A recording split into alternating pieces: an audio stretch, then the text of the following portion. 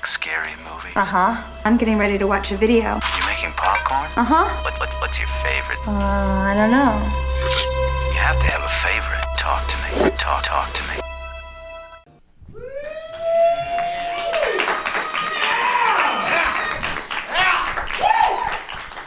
Hi, everybody. I'm George, and welcome to the best little horror house in Philly, the show where we talk about the best horror movie ever made, according to our very special live guest, at least.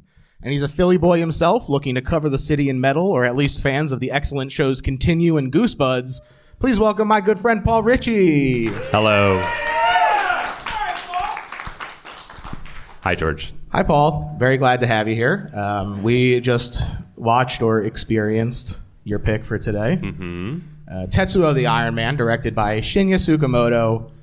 And this is one of those movies that sort of spreads virally. It's kind of reliant on curated word of mouth, even to this day, not just when it came out. You sort of have to be exposed to it by someone who was exposed to it by someone down the line of people knowing your taste and being willing to risk the recommendation.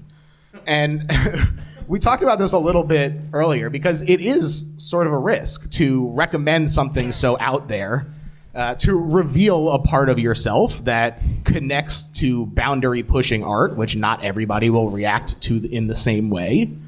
So now, having bared our souls with this as our pick for best horror movie ever made, I guess my first question is, do you remember how you were first exposed to the metal madness? I do. I was in a film class, and I said to my teacher that I liked editing, and he's like, well, check this out. And he gave me this disc, and I was like, all right, man. And then Here's I went some into editing it. for you. Yeah. And that's how I got into it.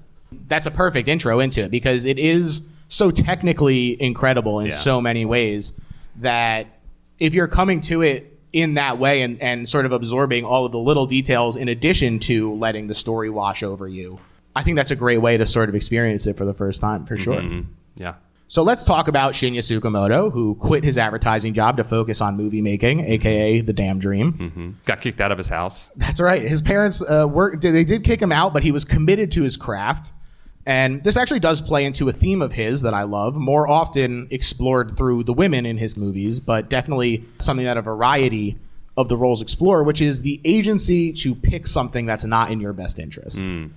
And I think that does connect to his own going into movie making and saying, you know what, the steady job that my parents encouraged me to take is this advertising career.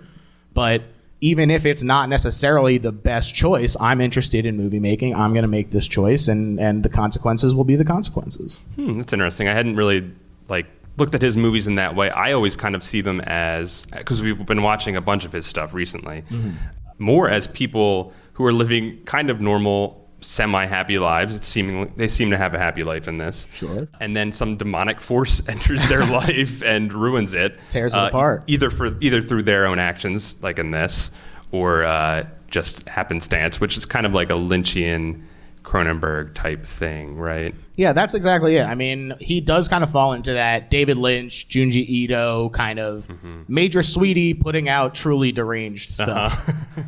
And you know what? Those are my kind of guys. And they seem to be your kind of guys. Certified too. freaks. I love them.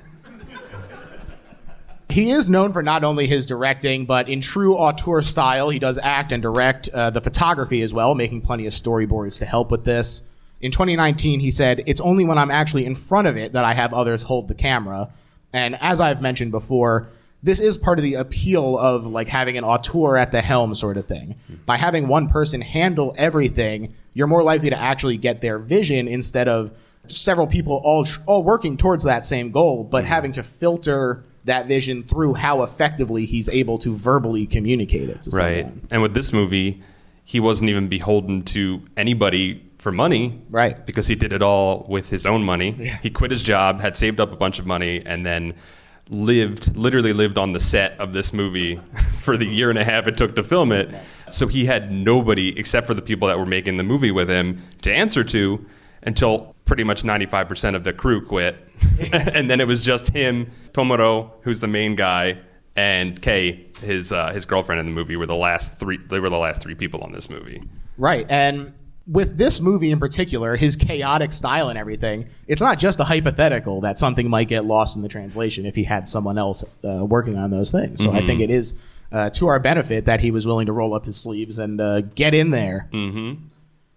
His acting is also pretty great. He's a big part of Ichi the Killer. He's in Shin Godzilla. He's the voice of Vamp in the Japanese version of Metal Gear Solid 4. Whoa, I didn't know about that one. And he's also in Scorsese's Silence, but he also stars in many of his own movies and knocks it out of the park. I particularly love his acting in Tokyo Fist and Killing, and he actually plays the metal fetishist in this movie. So, it's no small role here. I think a great way to sort of frame the context part of this discussion is that prior to the actual release, it won the grand prize at the Rome Fanta Festival, where it played without subtitles, thanks to literally not being able to afford translation. And the fact that it won, I think, is accurately high praise for how Tetsuo is very purely communicated. In the commentary on the disc, the guy, Tom Mez, who literally wrote the book on Shinya Tsukamoto, described it as the noisiest silent film ever. I thought that was a great description. It's definitely visually based on 1920s like German expressionist film. I think that Bridget Helm from Metropolis, I think that the first woman who was infected by the demon fetishist, she kind of looks like Bride of Frankenstein with that hair and everything like that. But I think when it gets that close up, it reminds me of in Metropolis when you see Bridget Helm's face, the makeup and everything, and and all the facial acting in this movie.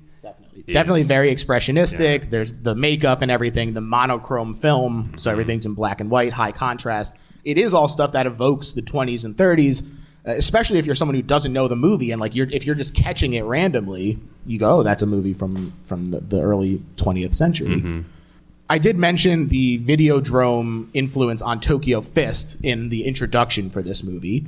And that does show up here as well. The movie itself kind of feels like something that you would catch on Channel 83. Like you're watching something you're not supposed to be, almost. I don't think many people should be watching this movie. Right. Well, yeah, you have to curate your recommendations for sure. And I think that this is encouraged by the dissonance of that early 20th century look with a sensibility that is not just daring contemporaneously. It's daring today. The fact that we were like, is this the right movie to show? I was watching it last night and I was like, oh boy. What have we done? This is going to be in public? Is that allowed? Tetsuo does display a lot of Tsukamoto's recurring thematics, which is, pretty admirable for something that is so early in his career, including an early version of the deliberate exploration of our alienated bodies, muted by the sterile, unnatural environments that we've placed ourselves in, removed from nature. And this world consumed in metal and industry is definitely expanded on in later works, including Tetsuo 2, a.k.a. Tutsuo, with a lot more glass and concrete. Nice, man. Nice. Thank you. With a lot more glass and concrete than some suburban swaths in this one, but it does definitely manifest. This is one of several elements in play that align Tetsuo with cyberpunk and the cyberpunk movement, especially if your main concern is the fusion of man and machine, which, that happens. It is a progenitor, though, so it also does feel different to a lot of the traditional examples. And I'm curious if you are into generally the genre of cyberpunk or if this sort of stands out to you as a little different from the rest. I like some of it. I would say I like the Japanese style that he's sort of, brought on, which I like the... Cyberpunk, I feel like it's been kind of co-opted recently. It's all about just I don't know, it's kind of like consumerist in a way. Cyber sellout. It is cyber sellout. And it was all, before it was about people being exploited and especially lower income people being exploited and stuff like that. And now it's become kind of a playground for video games. But I think what's interesting in this one, and Tom Mez talks about it in the commentary, is that this one is more about, whereas cyberpunk typically is a lot of high tech, low life, right? That's the tagline for William Gibson. Yeah. This one is all low life, and it's not any high tech. There's no digital technology in this whatsoever. It's all analog technology, and it's all just crushed and crunchy metal, because Japan was in a different spot when this came out. Whereas in America, tech was blowing up and exploding, and there was plenty of tech exploding in Japan, but the bubble was about to burst. And what was going to be called the lost decade was about to begin 2 years after this movie came out. And if you don't know what the Lost Decade is, the Lost Decade was the halt of the Japanese economy in the 90s, when all of the boom that had been kind of initiated after the war came to a halt, and everything just sort of crumbled. And people say that has continued on to this day. Some people say that's still happening now, that they've never left it. And I think what's interesting about this movie, because you see Tokyo from this perspective of the post-industrial rot, and you don't see it from downtown Tokyo. You see a couple shots from afar. It's always from a distance, right? Until the very end when they're going into the heart of it. It's all just the rot underneath of it, which I think is, again, Lynchian. It's like that duality, right? Yeah. Of all this like success that's happening in this country supposedly, and then like these people, especially the fetishist at the beginning, is like obviously like a working class guy, and he wants more for himself, and he has a perverted idea of how to get more for himself. Shove a rebar in your leg, and you'll be a sprinter like the people that he surrounds himself Exactly. with, right? And I just think it's really interesting to see, like, it wasn't happening yet, but I think that people are sometimes cyclically connected, and people, especially in the classes that are going to be most affected by those types of crises, probably sense it coming before anyone else. Right. And I think he saw something coming. He saw the house of cards about to crash. Definitely. And this world of metal does have its roots in history. They talked about the Korean slave labor that was brought to Japan during World War II, which then had to make a living as an underclass, basically, and many illegally stripped metal from factories in American-occupied Japan. So this compounded with that post-industrial complacency. There was the social tumult bubbling under the fragile peace of the new Heisei era. There was a lot of sort of pieces of that social contract that were falling apart in the upcoming years. Right. These degraded buildings are another marker of those historical roots, and I thought that this was pretty interesting, where here a home is sort of more of a non-liquid investment, something that you'll have for a long time, but because of the regular occurrence of natural disasters in Japan, they aren't really built with that in mind. And so you can see things in this movie that are quote-unquote past their shelf life in this. And so that's like these factories and everything that are still standing, just filled with scrap metal. I think what's interesting, too, is the movie was shot in a building that was slated to be demolished. So Kei Fujiwara, the girlfriend in the movie, her apartment is the apartment that they live in, and the rest of the building was mostly empty. So the crew would live there, they'd shoot there, they knew it was slated for demolition, so they were going to destroy it. So they're like literally utilizing not only the thing that is kind of causing a lot of problems for people, but also they're utilizing it to their own gain. Yeah. And again, using the industrial waste around them, like thematically in the movie, but literally to make the movie as well. Yeah, and the black and white does create those grays. It makes everything look like metal, metallic, even when it's not, in a really great way. I love a thematic use of something like that, like thematic slow motion, thematic coloring, stuff like that, where it's like not just pure style. Right, and it's icing on the cake that it helps cover up some of the effects and everything where they're working with a limited budget. So shooting did take over a year, with a lot of the cast and crew, as you said, living together to save money and then giving up and leaving, which also influenced Shinya having to do much of it himself. And Tamaro Taguchi, who you mentioned plays Tetsuo, was one of the few who didn't live with them, and he called the atmosphere almost desperate, saying, "It was very tough, so I quickly sensed that if you would stay with them all the time, you would inevitably get the urge to escape. So I figured that I could keep some distance. I'd be able to last much longer and keep a good relationship with them. It's true that almost every day I went there, another crew member had left. One day I arrived at the house and the lighting crew had gone, so I had to do the lighting for Tsukamoto's scenes myself. Towards the end, only the actors were still around." Yeah, just the three of them, right? Yeah. Because Kay also did not all of, but she did a lot of the effects. Right. She did a lot of the costumes. Everyone pitching in. Everyone pitched in. And I think that's what's really fun, is that like everybody, you can sense it in their acting too. They're all fully into it. Yeah. Even if it's like over the top and like a little like, camp at times. Sure. Like they're all totally on the same wavelength. And on the other hand, this being ready to give up did get to Shinya as well, where he, at one point, repeatedly almost burned the negatives just to wipe his hands of the whole ordeal. He did run out of money towards the end of shooting, and he said, "Okay, I don't need to pay myself, but I do need to pay a sound designer, because if the sound is not good, then that's a big issue for your movie." And so he literally went and knocked on the doors of companies asking them to invest. And finally, one knew who he was because they had worked on the festival he'd entered with the short film and dry run at Tetsuo called The Adventure of Denshu Kozo, a.k.a. Electric Rod Boy. Electric Rod Boy, which is throughout the movie, when you see things on the television, other than the stuff that is the memories and the actual events of the movie, all of that stuff is from Denshu Kozo, which I thought was really interesting. Did you think, so when I first watched this movie, I hadn't seen that. The first couple of times I watched this movie, I hadn't seen Denshu Kozo. And I watched that in preparation for this, and then rewatched the movie, and I was like, oh shit, there's so much. That's the whole movie is in there. And waste not, want not, right? And they use, like, so in Denshu Kozo, there's this boy who has a literal rod growing out of his back, an electric rod, and they attach a light to it. Like you do. And it's a future man who puts the light on there for him. And because he has a time machine. Well, the vampires had the time machine. The vampires did have the time machine. Okay, well, we won't go over everything. Paul, we won't go through everything. But so he has this light, and the idea is that whenever there's a great calamity in the world, there's a Denshu Kozo, an electric rod boy, that's right, with a light attached to him that will see the world through it. And I think it was interesting that in this movie they used the scene of his light exploding, which is a pivotal part of that movie. And they especially, the moment that stuck out to me the most was when the demon fetishist merges together with him and the light explodes. And it's like I don't know, it's like almost like a perversion of what happened in that movie.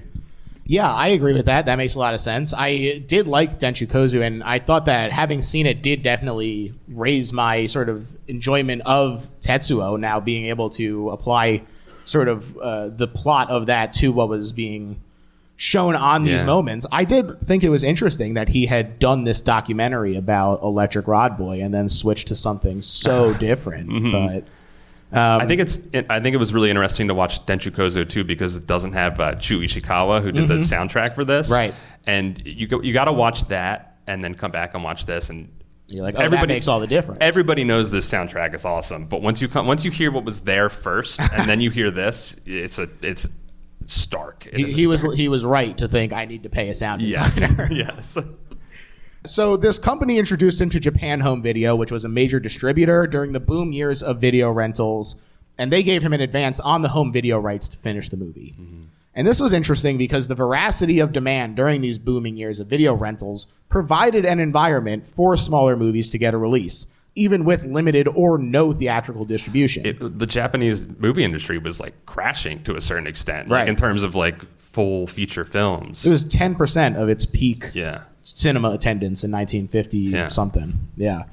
And it kind of shifted the entire industry in such a way that like him and people in his position couldn't just get it seen, but actually turn a profit on a movie like this that was only being released in home video. And they would get money before the movie would even come out. They would pretty much do like a Kickstarter before the movie would come out in the early 90s. Yeah. I this was something that did occur to me, where it was like the industry in general, people now build home video pre-sales into their budgets. And this sort of started the bubble that we're in now, where we just have these rapidly expanding budgets that frankly seem untenable. But that it does all start with the fact that people were just like, I gotta have my movies at home, baby. And I know what that's like. I'm more of a Nicole Kidman type. I like to be there. Very fair, very fair. Somehow Heartbreak felt better at home for me. I don't know what to tell you about. So he got the money to finish from this company, and he hired Chu Ishikawa, who he worked with all the way until his death in the middle of post-production of the 2019 samurai movie that they worked on together called Killing. And Shinya said that he wanted to honor his friend instead of looking for somebody new, and he wound up sort of pasting together the movie that he had made for that movie, along with some things that had been cutting room floor material from years past. And he said it made sort of an interesting bookend to Chu's career, because when I first used his music with Tetsuo Iron Man, he didn't really know about film music at all. So what I ended up doing back then was also taking the music he had and pasting it together. In a way, it ended up being that the last film I did with him was a very similar process to the first. Wow. So there you go. It's touching. Yeah. Like I said, it won at FantaFest and became a pretty successful midnight movie in both Japan and America, bolstered by that home video market that we discussed. But Tetsuo also does importantly mark the end of what is considered to be a pretty fallow period in Japan cinema, full of bankrupt studios, that 10% theater attendance that I mentioned, and an industry that was emphasizing foreign imports as well, importantly. They were interested in American movies. It seemed like Hollywood was going to basically push all other international sort of cinema out of contention. And then suddenly, here was a new creative wave of filmmakers that were starting out. Shinya, just one of many that were sort of finding their footing here. Takashi Miike. Right. And one of them had just put out the best horror movie ever made. So, great start. So let's get into the actual movie now. It starts out with the Kaiju Theater Production Company, then Regular-Sized Monsters series. So very cheeky. It is cheeky, and I thought that was really funny because you watch it and it is a kaiju movie on a regular scale, right? And you can take it very literally. But Tom Mez, in his commentary on this movie, he says that the idea was to take the monsters from the kaiju movies and to put them in the context of regular life. And I think that, again, is that sort of juxtaposition that you see in like a David Lynch movie of like the monster on the the two sides, right? That's what creates the surreality. Yeah, exactly. And I thought that was really interesting. I didn't even consider that little title card, that cheeky title card, to be something that was sort of like a mission statement in a way. I thought it was just a very literal statement about what this movie was going to be. Yeah, both. Por qué no los dos, as they say. This guy, known as the metal fetishist, arrives home with a bunch of scrap metal and looks at his disgusting, weak human flesh. He's surrounded by Olympic athletes, Olympic runners, which when you're watching it, at first you're like, what is that all about? And then he jams the rod into his leg and they catch on fire, right? Yeah. And at first you're like, it just seems like a visual flare, right? But like, if you think about it, he wants to push himself, right? Yeah. They have transcended the limits of the human body and he wants to do the same. The only way he can consider it is he's already got metal stuck in his head from a event that we will see later in the movie. It's whispering to him. Hey, wouldn't it be great to put some more metal? Put some more metal in me. Yeah, and so he jams it in there. Get the whole gang. And then what I love about this is like he jams it in and he's like, this is going to be great. I'm gonna just wrap this thing up and we're gonna be off to the races, literally. That's right. And he takes it off and he sees the maggot and then you see him do the worst run you've ever seen in your entire life. Like, it is the worst form of any runner. Yeah. And he's just hobbling along and he's made a huge mistake. He certainly has. I do love, sort of interlaced through this opening scene, we get the opening or the like title cards as well, which I really love. They sort of let you sneak into it. They say, "Oh, here's a natural lull, boom, director's name. Another lull, boom, actor's name." I think you're cooking, but we're not there yet. That's right. And he didn't consider that there would be a cleansing process needed for this. No. And so when he unwraps it to check on it, there are maggots and stuff, which is very gross. And for me, this is that response to alienation, that seeking elevated experience, filtered through the expressionism, obviously. And it's very easy for us to sit here and go, well, obviously you shouldn't shove a metal rod into your leg. It's very easy for us to judge him. But we also do a lot of stuff that isn't healthy because it feels good. Sure. How many of us had a drink tonight or smoked a cigarette? Who doesn't have a 5-hour energy here and there, you know? Right. Cast the first metal rod. I don't drink 5-hour energies. But that's like, I'm going to line my stomach with plastic to get a little energy, you know? Yeah, for sure. Crimes of the future. Get those microplastics. Who knows what's going on in there. And so he runs down the path. It is this dark parody of the track stars that he admired, where he's hit by a car to the sound of smooth saxophone. And this is like, I love this because it's like Scorsese. It's like just a little Scorsese touch in there. He doesn't have too much of that, but he obviously is he'll make a later movie that is 100% Taxi Driver. Right. Has direct shot homages in it. Right. Bullet Ballet. And I mean, even in this, there's a Scorsese short film where it was like some commentary on Vietnam, and it's about a guy who's like just looking in the mirror and then he cuts his throat, basically. I've never seen that one. And it feels very similar to the scenes where he's poking at the little. I mean, obviously there's a lot of Fly influence in that as well, but certainly the Scorsese love does come through, and it went both ways since he got cast in Silence. So and that just this jazzy moment kind of has this, just from the rest of the soundscape that we've had so far, is just such a juxtaposition in this moment. Really pulls the rug out for me. And thus we meet salaryman Tetsuo, who begins having these intense industrial visions. The way this is shot rocks. It's a cool-ass intro to Tetsuo, whose name scrolls across the screen as he convulses. It's a beautiful dance. Yeah, a very David Byrne. Mm-hmm. Take him to the factory, drop him in the metal. Who says no? Shaving the next morning, he has the TV on, which seems like a fairly risky proposition to me, but again, who judges, right? The fun thing is that he's watching Shinya Tsukamoto's short film, The Adventures of Electric Rod Boy, which, as we mentioned, I did quite like. Does feel like a dry run for this movie in many ways, but you add a little time-traveling cyborg vampire and the electric rod himself. Anyway, Tetsuo discovers this metal spike poking out of his cheek. Not ideal for sure. That'll tear up the razor. He's going to have to buy a new one. Those can't be cheap right now.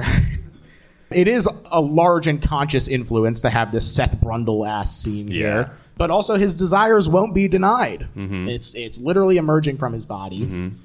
He tries to deny it, though, based on his casual phone call and hanging out with the cats over the morning paper. I love that scene of, again, I'm going to bring up Lynch a lot here, but I do think there's a lot of that in here. And I love that just over and over again saying hello to each other. Yeah. And I think the thing that he does in a lot of his movies that can make his movies feel a little opaque when you first watch them is he'll switch between reality and an interior state without giving you sort of any idea that he's done that. Right. And obviously in this moment, he's inside of his head. He's not paying attention to the phone call. He's playing over the beginning of this phone call over and over in his head as he ruminates on the murder and post-murder sex that they have later in the movie. Right. I will also say that this element being slightly more literal and being about the encroaching technology, all this metal, instead of guilt and desire, does make it extremely relatable. The world of today does at times create a feeling of dread and a Unabomber-esque flight response without the explosives, but just kind of like, let me retreat to a shack in the woods and lose my mind carefully out there. Too real. I'm staying silent because I agree. 100%. The phone call does reveal that he was in the car that hit the fetishist, and that fetish seems to have spread to him. His guilt, perhaps trying to get out after the hit and run, is one way to sort of view what's going to happen in this movie. So I'll just put that out there now. And he is degrading on the way to work. He collapses on a chair. I love that this woman next to him is immediately disgusted by him, then notices this nasty smoldering metal thing on the ground, which the fetishist is watching from, and she's like, now we're talking. I want to touch that. I don't want to touch him. I want to touch that. Right. Which now brings me to perhaps the most important question of the podcast, which is, you going to touch that industrial goo pile, Paul? Maybe with a pencil, like she does. I'm not touching it with my finger, but I'll might turn you into a phyrexia. I'll secondhand touch it. I think something interesting that goes through a lot of his movies too that was in this is the environment. Not only the environment of the metal and the encroaching technology, as you said, but the weather, which Tokyo is a hot city, Tokyo is a wet city, and in this movie we see a lot of the hot and people, and especially in the subway, people sweating. And I think it's really interesting. He sits down next to this woman and she moves away instantly. I think maybe it's a little bit in his head too, because typically you'd be a little more polite. Yeah. In a Japanese subway, you would sit a few seats away from somebody. You wouldn't sit right next to them. You gotta leave the buffer space. You gotta leave the buffer space. That's something they get right over there. And then I think that was a thing that kind of just a little touch through this movie is the environment, like sort of the oppressiveness of just of the world in general. In A Snake of June, it's nonstop torrential rains. So he uses the weather as sort of like a tonal and like a just like a little bit of like a character builder, a quick like shortcut type of thing, and I think he does a good job with it here. Yeah, the heat is almost the fifth character, you could say. I also do love in this where you can it's from the fetishist's point of view for a second there, and you can just see Tetsuo poking at his face in the background. That's a great moment. Hold on, I got a question though. How do you get tiny? He's the fetishist. Bro. How do you get tiny? Don't worry about it. All right, I need to ask that question. It's he's magic metal fetishist. I'll accept it. How does he possess people, Paul? You can't open this can of worms. I don't know. It's falling up. The whole movie's falling apart. I'm regretting this now. When she does touch it, though, she becomes possessed by the fetishist. She's all metal armed and fucked up in the face. And now Tetsuo is the freaked out one, perhaps because he thinks that she is James Woods from Videodrome and he's starstruck. She chases him through the subway station, though, which is filmed in a very fun mix of static and these handheld shots that bounce around a lot, which I think is a cool way to keep you off balance. Yeah, and you can tell they're stealing a location, right? Yeah, like right. Every time they're outside. You don't think they got the permits for that? I don't know if they signed those up. They're definitely they're stealing every outdoor location in this movie, and it's fun to think about because the Japanese subway is a very busy thing, so just doing this seems like a pretty big feat.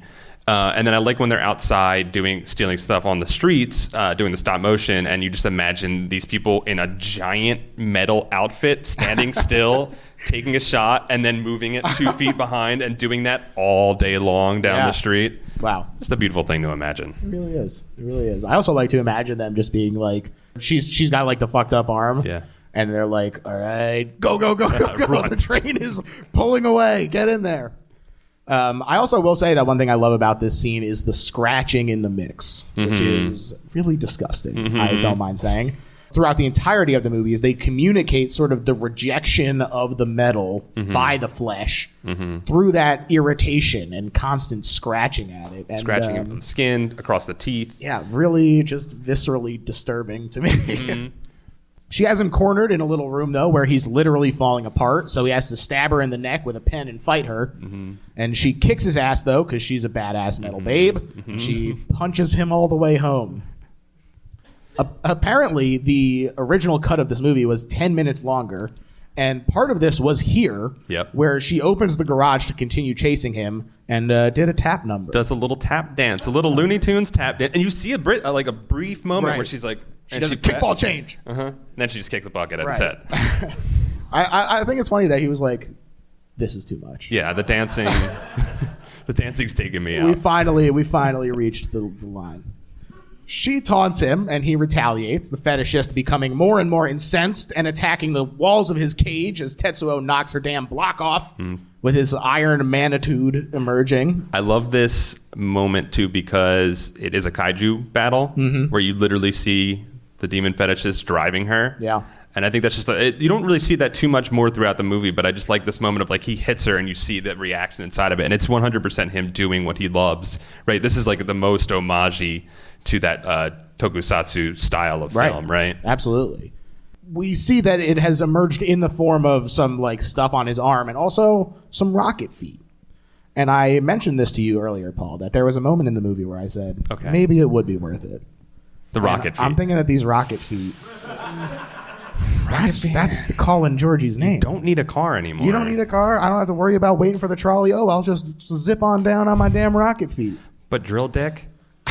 Well, do you want drill dick? I don't want it, but if it's in exchange for rocket feet, all right. I would at least consider it. Okay, all right. He has a powerful dream wherein his girlfriend is all painted up and does a seducing dance leading to using a giant twisty metal dong on him. That's not a dream you forget quick. No. Bring it up at lunch the next day, and Jim from marketing is like, we're not that good of friends. I don't want to hear about your weird sex dreams, and I don't think we should eat lunch together anymore.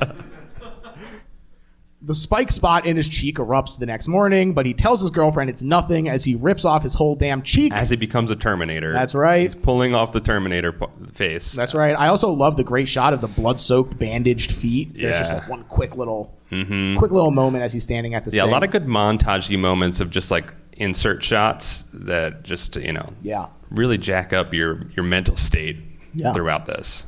And on the other metal hand, it looks like nothing as they have sex. Truly in his mind, perhaps, and distracting him as he has another vision of metal in his arm. I also will say that his aggressiveness in this sex scene does feel like perhaps he's trying to reclaim some of his traditional masculinity after that dream. I love how choreographed this sex scene is. I don't think I've ever seen a choreographed sex scene before. Like, up to the climbing up the wall. Yeah. Absurd. That was wild. Yeah. They eat breakfast, and she's like, hey, baby, I'm going to eat it all sexy-like. But the chewing is like clanking and shrieking metal.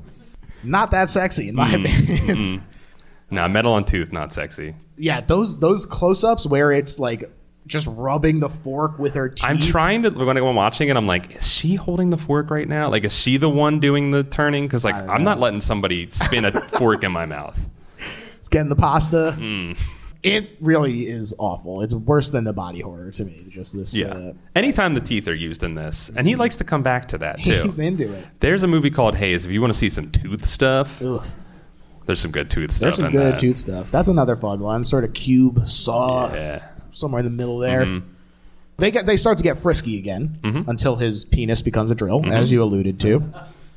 Very funny. Obviously, the expressionistic metaphor for helicoptering. That's what I took it as. They're both freaked out. But she's also like, hold up, let him cook. She says, I told you I don't scare easily, which will be applicable later with her fetishism of death and deformation, so hold that in your mind. But also, she should scare easily because he shoves his spiky metal arm through the damn door like it's The Shining. But she still wants it. She still wants it. She forces open the door that he's cowering behind. And we see his face is also consumed now, too, and he goes nuts. He attempts to have sex with her with the drill. He stabs her stomach. All these holes he was drilling were actual holes in her apartment. Tough to explain drill dick when you're trying to get your security deposit back. She fends him off with a pan burn and some thigh stabs. Incredible. And on the floor, he sticks a fork in a socket to try and relieve himself of this torture. Yeah, so that's one part of this that I never really got. I'm taking that as a little bit of like a sadism thing. That's Could kind of be. the vibe I was getting. Could be. Because you have her who her perversion, her fetish is death and you know, like, I guess maybe a little bit of violent sex. You have the metal fetishist, that's his fetish. And you don't really like know what his fetish is. He seems like kind of like maybe a subservient guy. He's a switch. A Demore guy, yeah. I mean, as his dream would have us see. And like, I think, so I was kind of getting that was like, maybe it was like a little bit of like, he feels like this guilt and he just decides that he deserves the punishment. That's kind of how I read it. Sure. But the problem is now he's just smoldering and all fucked up. So It's powering him up. yeah, I guess so. He attacks her once again. She finds a weak spot to stab Tetsuo once more and drop him. It was the neck, it turns out. Hopefully this isn't revealing too much, but that's actually a weak spot for me too. I'm honored that you would share your weak spot with me. Thank you. Nobody stab me in the neck, please. She smooches and licks him a bit on account of being turned on by death, like a psycho. And she hops on his drill penis in a pure passion. And is So this is a point of contention. Some people think that she kills herself because she feels bad for killing him. Right. I don't But think also, she could just be into wanting to. I think that there's enough other death fetishism going Yeah, I on think for you're her right. that she's just like, I'm into this. I think you're actually. right. I'm not scared by much, she says. And this is just in time for Tetsuo to wake up and reveal he wasn't actually dead. I've always said this is a real Romeo and Juliet story. I have the exact same note. No, I'm not joking. I did the same thing. Well, that's because it is. And we're both geniuses. That's right. Yeah, Obviously. That's right. Tetsuo has a soak to decompress after this fight, which, who can blame him? And the fetishist emerges from his little hidey hole, and he's also more metal now than he was. And he has this flashback to the doctor's appointment where the doctor is like, wow, I can't believe you have a piece of metal shoved in your head. What dumb idiot did that? Anyway, you're lucky to be alive, and you'll die instantly if it's removed, so get used to it. It looks cool, though. It does look, hey, jewelry. It looks cool.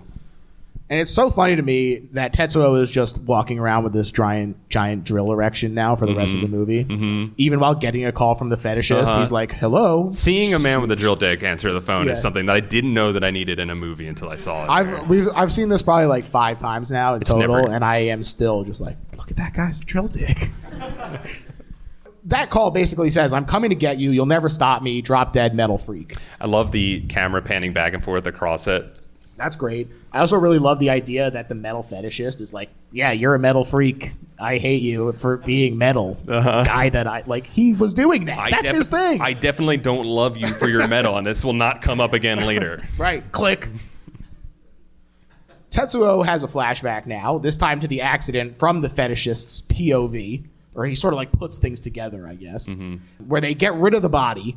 And then while burying him, here's her death fetish again. She's so turned on by the adrenaline that they have sex on a tree over the grave, which we've been seeing over and over again with less context.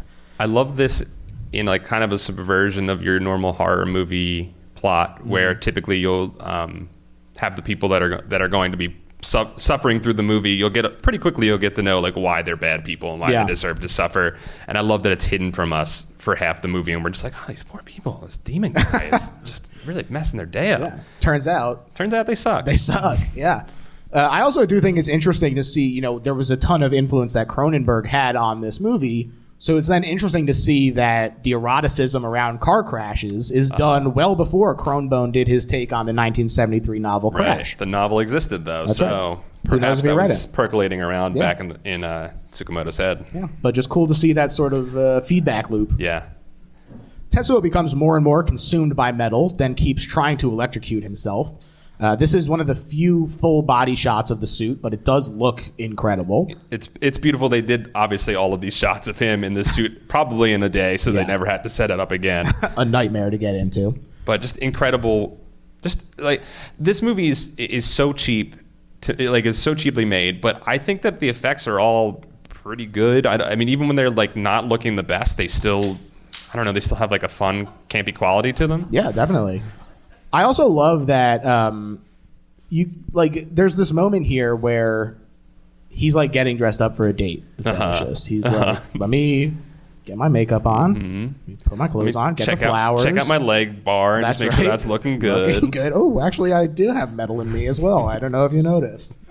And he speeds over to his house with the flowers. He's got this great laugh, sort of intermixed with the Denchukozu. It kind of reminds me of it's like a little Evil Dead-y, or like Army of Darkness-y. Yeah. But Army of Darkness came out after this, so it's not that. But I feel like there's a little bit of that. There's some Evil Dead 2, perhaps. Yeah, there's a little bit of that vibe going on. As he gets there, even the cats become metal thanks to the fetishist's arrival. A sad part of the movie. They're very sad. Unfortunate, the really. little meow it's kind of when he kind of becomes full metal, and you're like, this could be okay for this cat. This is going to get rocket feet, so that's right. He has. It's going to be a very fast cat. That's right. Birds, watch out. He also possesses the girlfriend's corpse, who her hand has now merged with the knife, and the transformation where he erupts from her is sick. And he hands Tetsuo the flowers. Love that. It's a sweet date, honestly. It's a great meet cute moment. Sure. Absolutely. I guess they had their meet cute earlier, but he's following up on it. Face to face. We're getting face to face now. That's right. And the fetishist shows him a vision of a new world where everything is metal. The future liberals want. Am I right, Paul? I have thus far refrained from using metal to describe the movie as an adjective for the movie. But finally, I feel compelled to do it as a skeleton becomes devoured by a wire swarm. And I'll say that is pretty metal. It's a metal-ass world. And I love that. I think there's parts of it that feel like Denchukozu here. The womb thing that he is in and his face is in reminds me there's a device that when you're traveling through time in Denchukozu, when vampires send you through time, they send you in a little womb thing that flies through space and time. Right. And that kind of reminds me of traditional time travel. Traditional, yeah. I mean, it's, I've seen 12 Monkeys. Right. A Philly classic. There you go. It also does feel very Terminator to me, which T2 is referenced pretty heavily in Tetsuo 2. Okay. Tetsuo. Sorry, my apologies. Yeah. Yes. There's also another moment later on that does feel like Arnie arriving back in time. So I'm thinking there's a lot of Terminator action going on in here. And Tetsuo's whole face is covered by metal now. But he does resist, and they fight. And the way the fights are shot with stop motion is just so incredible. Like, I watch this movie, and I go, I hate realism. I hate it so much. I know. When I first watched this, I remember being into it, but it wasn't until this fight that I was like, oh, I'm in for this movie 100%, because it's just it's so smart to do it with the stop motion. Again, to be able to steal the locations, and to be able to deal with this giant apparatus that's on both actors, and to have them do things that are impossible, right? Like the guy puts his soaps on and is sketching on the side of the wall and stuff like that. Yeah, it's incredible. There's some really creative stop motion moments throughout this. It rocks. Yeah, it rocks big time. And in getting hit, the fetishist relives his childhood trauma, narrativized as a Ronin-ass transient gentleman, beating up the fetishist with a similar metal rod to the one that he shoved in his body earlier. This does play into sort of the idea of, that a lot of horror catharsis plays into, which is the idea that if you repeat it enough, it becomes a scenario. And as the writer of the scenario, you have control. Right. So this whole thing, taking the metal into his body, becoming this humanity transcending being, is that act of agency in its purest form. I decide what happens to me. Again, something that is explored over and over again in his filmography. I think it's interesting too if you look at it. I'm not like an expert of like Japanese history or anything like that or culture, but like I think it's interesting that it is like a father figure that hits him with this pipe and kind of ingrains this like anger and this need for destruction in him that he's trying to exercise through this scenario building and through the spreading of pain throughout the world. And it's sort of like he's been betrayed. And I think it's kind of like almost a stand-in for like, again, if this is sort of like a look at like, hey, things are going wrong in our country right now and things are about to get really bad and we're about to lose an entire generation of people. Like, it's like we've been sold out, you know? Yeah. We've been sold out by our parents who like were occupied, bought into this thing, made a bunch of money, and it's all about to come crashing down on us now. Right. Which is relatable. Okay, Paul. The fetishist screams stop. He's having this PTSD flashback, and both he and Tetsuo get launched by his power. The fetishist gets up, more metal than ever, and he Magneto-style uses the warehouse itself to attack Tetsuo. And Tetsuo is adhered to a wall in the aftermath, which, looking back at that lens that I mentioned earlier, you can view as him being trapped by the guilt, which already took his relationship, and now it is absorbing his whole world, basically. The fetishist's hand becomes unattached, which is gross. And it's a damn flamethrower, which is cool. Yeah, there you go. Look, rocket feet, flamethrower It's hand. looking better. The deal is getting sweeter and sweeter. He says that the difference between them is merely the circumstances of their birth. That his metal had rust on it even before it was implanted in him, compared to Tetsuo's stainless steel. I really love that this sort of does provide a little more motivation for him, this sort of bitterness at people like Tetsuo wasting their life, feeling ground down when he was born on third base compared to someone like the fetishist. And I think it ties into the economy of a lower class person and a middle class person, right? He's obviously like a middle class, like salary man. Yeah. He has a car, you know, he's got some upward mobility, but they're both in the same predicament, right? Yeah. But he just is ignoring him, and when he kills a person that he is below him in class, right? They just throw his body out, and then his girlfriend, you know, wants to have sex in front of that. Right. It's a very demeaning and, you know, gross thing to do. Right. And I just think it's really interesting. He's an object. He's object. Not a person. Exactly. Right. And I think it's really interesting, this like kind of like class war that's happening here when they're really on ultimately the same side, which will be something that so true. Solidarity that comes through even in metal. I also, one thing I forgot to mention is that in his getting ready to come over for this date, that the outfit that the fetishist put on is a track outfit. But instead of a number, it has the letter X, almost like a patient zero kind of thing. So it is just a little playing into the athlete stuff from earlier as well. But yeah, Tetsuo's body sort of protects him as the fetishist goes in for the final strike. Your future is metal! He screams just as Tetsuo's drill dick emerges and stabs the hell out of him. He's not done yet, though. This has not finished him off, and they look rad there in their final form. He's all spiky, spikety now. It's cool. He looks cool. He looks like Tetsuo from Akira a little bit here. Yeah. Which actually, the first time that I saw this movie, I also watched Akira for the first time. And it was quite a nice, fucked up guy named Tetsuo. They fuse. There's we talked about how it was set up sort of like a date. There is a lot of romanticism involved in the way that they sort of come together here. They become giant metal phallic heads, H.R. Giger-esque as hell. Oh, yeah. And they entwine with each other. That's right. And in one final screaming convulsion, we too are drawn into Tetsuo, where we see him and the fetishist floating in their human forms, except a connection at the arm. They are tied together. They are bound, and now the metal fetishist and Tetsuo both strugglingly emerge from the pile of metal as one giant metal penis. And they feel great. They feel great. This theme of alienation does tend to be ascribed as a typically masculine thing. You know, again, I'll point at Fight Club as like the prototypical what people think of with this subject. I think that is playing into why there is a giant penis that they turn into at the end here. And he says, our love can destroy this whole fucking world. And we have a happy ending. Happy ending. Get their asses. They zoom into Tokyo. They're ready to do it. I mean, look, your guilt will destroy everything you hold dear. So don't do hit and runs on the unhoused. I think that's a good lesson to take from this movie.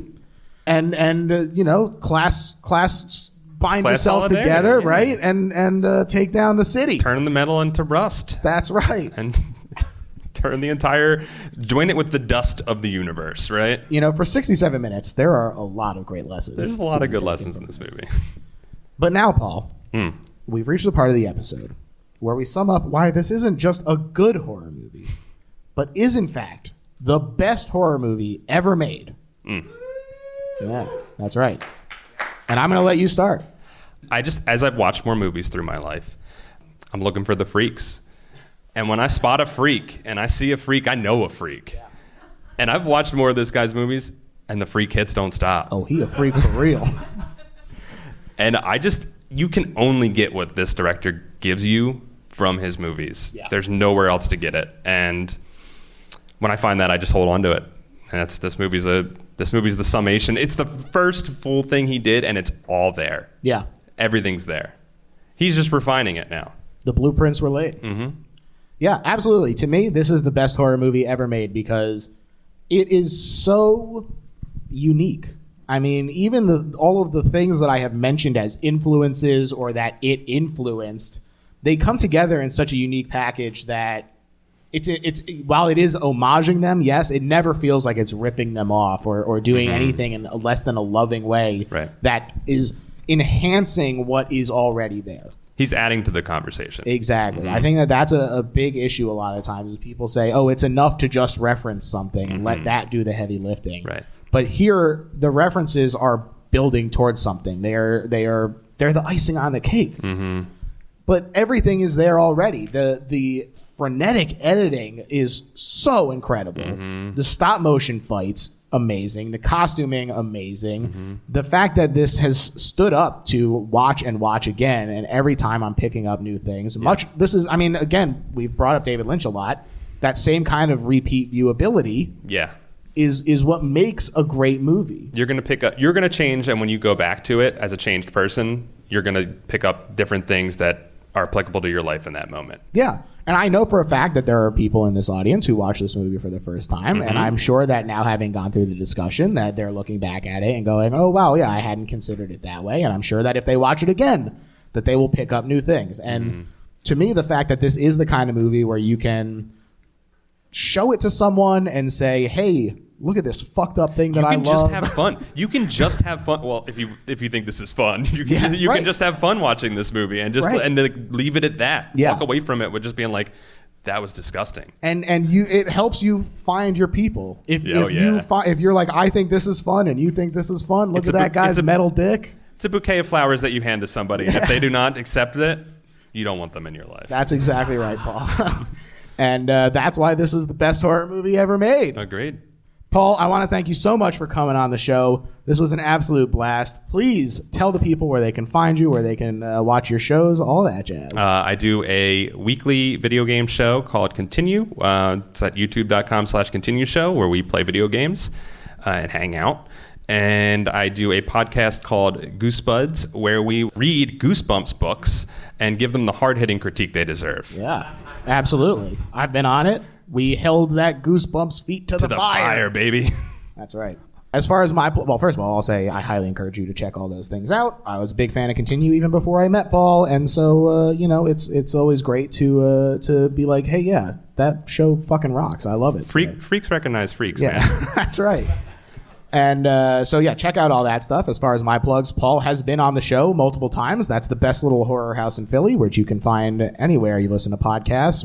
And I never lied about what movie was my favorite horror movie. That's right.